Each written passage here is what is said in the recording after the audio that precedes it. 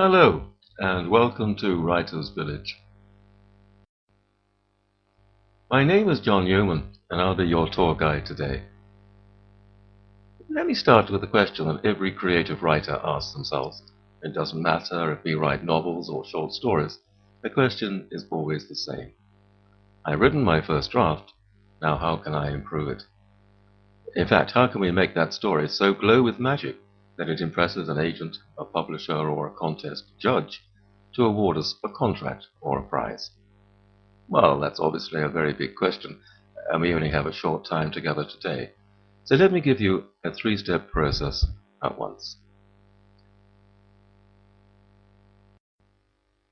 It's simple but enormously powerful. You can apply it to almost any passage of fiction in just a few moments, and it works every time. I guarantee it. The sequence is: first, deepen with sensory detail. Second, add body language. Third, drop in reflection. Let's take a sample story, and suppose we open it with a paragraph like this. It was a wet and windy morning. Jane parked her car in her privileged place beside the company entrance. She felt frightened. Everything depended on her meeting in the next few minutes, and she had a premonition it would not go well. That sets the scene. We've introduced our main character, Jane, at once, and that's very important, at least in a short story, because the reader tends to bond with the first character they meet, so we should bring that person on stage very quickly. We've also added a note of suspense. What will happen to Jane at that dangerous meeting? So far, so good, but it's a little bit boring. How can we improve it? First, we'll give that scene some dimension. We'll drop in sensory detail. That means we'll let the reader hear, touch, see, taste, and even smell the setting of the story. Of course, it may not always be possible or even desirable to introduce every sense, but we can usually add something. For example, freezing rain whipped the windscreen of the green Lexus convertible.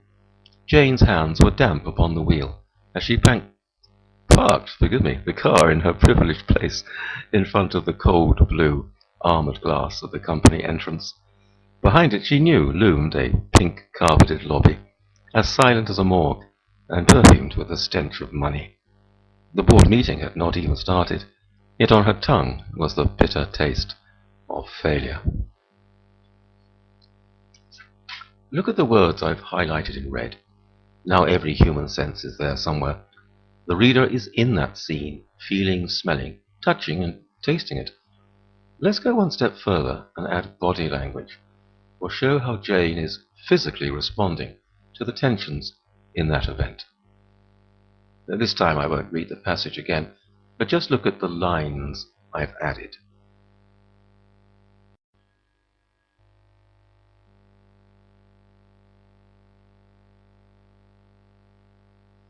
As you can see, the passage is the same, but I've added 2 sentences. She felt her jaw tighten. She drew a deep breath and curled her lips into a practiced smile. Now Jane is starting to become a real person. Her emotions are not just being described or told to us. We can see them in her body language. But we can still go further. What is she thinking and feeling? Let the reader glimpse into her mind. Let's drop in some reflection or thoughts.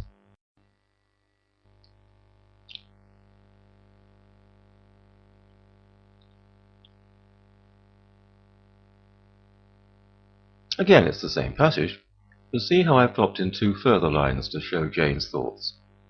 The company was as fake as a $6 bill, and would today mean the end of her career. By the way, I put those lines in italics to indicate that this is the character thinking.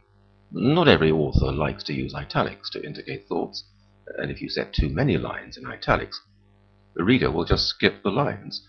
Italics are like barbed wire to the eyes, but italics are an elegant way to indicate thinking, just occasionally. You can see it now that we've followed a simple three-step process.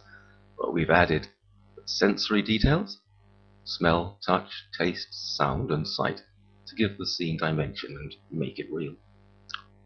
We've dropped in body language to show the reader what our character is feeling, and we've given a hint of the character's thoughts or reflections as well.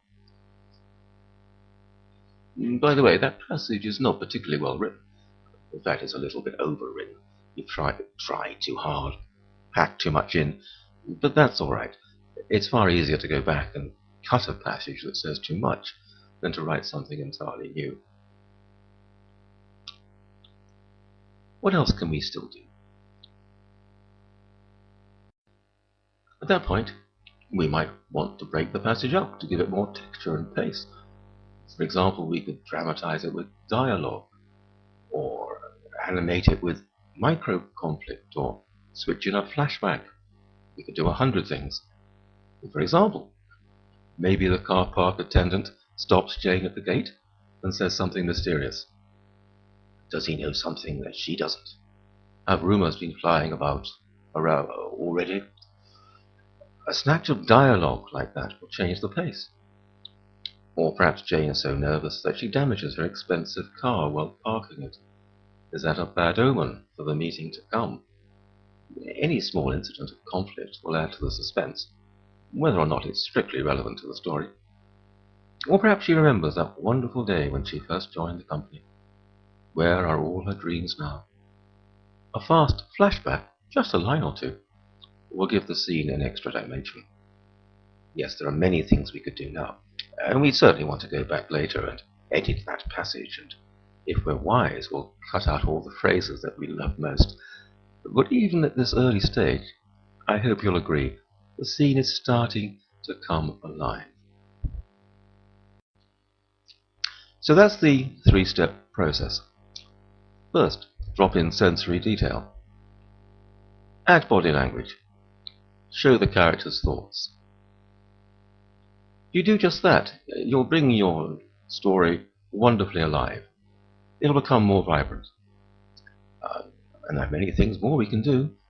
At this point, however, you might say, well, that three-step approach is fine for some passages and genres, but not every passage.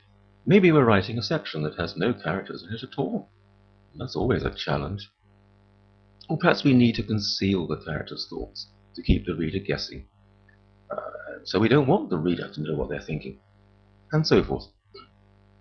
You're absolutely right. Passages like that need a different approach. Indeed, there are several thousands of ways to enhance a story, and every story poses a different challenge. Well, that's where the Writers Village Academy can help you. I put all those ready-to-go techniques and ideas for enhancing your stories into a big structured program that you can enjoy at your leisure, wherever or whenever you wish. Every week, you get big downloadable modules of how to do it strategies. Here's exactly what you do. There's no theory and no fluff. It's straightforward, step by step. Every week, you also get free templates for successful stories, worked for you so you can see how they work and how you can apply them. Every week, you also get free bonuses. Entire novels you can download free, videos that show you what to do, useful links to other resources, manuals of how to do it, material. It might cost you hundreds of dollars to buy elsewhere. You also get access to an exclusive forum where you can exchange writing ideas with your fellow members, get feedback and critiques from them free of charge. We also send you every 2 or 3 weeks our Writers Market, which is an up-to-date list of publishers, agents, and the like who buy material from new authors. And most important, I think it is that you also gain personal expert advice. That's right, once you're a full member of the Academy, you can email me excerpts from your work in progress, whether it's a novel or a short story, and I'll email back to you my detailed personal suggestions on how you can improve that passage. I'll even sometimes write quick fixes for your own stories and novels as soon as you become a full member. And there's no extra charge for that service, it's all part of the fee. And what is the fee, I hear you ask? Well, think of the price of 2 cups of coffee a week, and that's it. But why not see for yourself? You'll find full details of the Writers Village Academy at these places.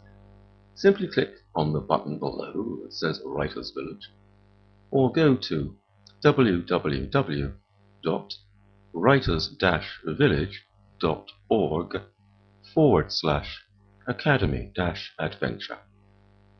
I'll say it again, www.writersvillage.org/academy-adventure. And I look forward very much to meeting you there. Thank you for listening.